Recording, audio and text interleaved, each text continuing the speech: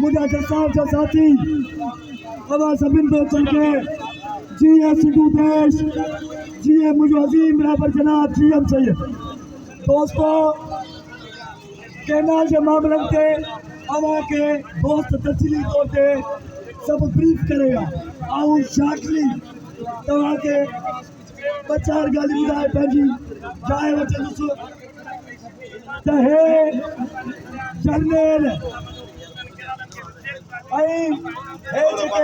हितां जूं कोर्टूं हितां जा एहतसाबी इदारा हितां जी इस्टेब्लिशमेंट जेकी वर्दी जी सूरत में हुजे या सिविल वर्दी जी सूरत में हुजे उहे सभु वाइका बणिजी चुका आहिनि।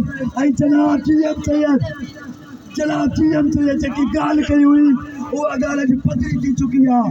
पंजाब न सिर्फ़ु पंजाब जी पहिरीं ज़िंदगी आहे, पंजाब असांखां कोयलो खटियो असीं माठ रहियासीं, पंजाब असांजो तेल खणी वियो असां माठ रहियासीं, पंजाब असांजा वसीला खणी वियो असीं माठ रहियासीं।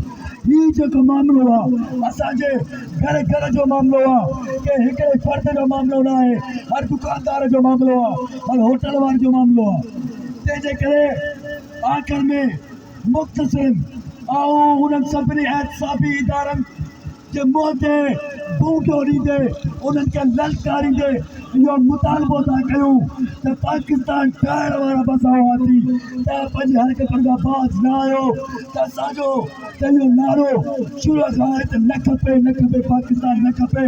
पर हींअर सॼी सिंध जो गॾियल नारो आहे त जेकॾहिं तव्हां पंहिंजी बारादस्ती पंहिंजी परवरिश ख़तमु न कई त तव्हांजे लाइ जेको पंहिंजे ठाहिण वारो पाकिस्तान आहे इन जा टुकड़ा करे छॾींदासीं।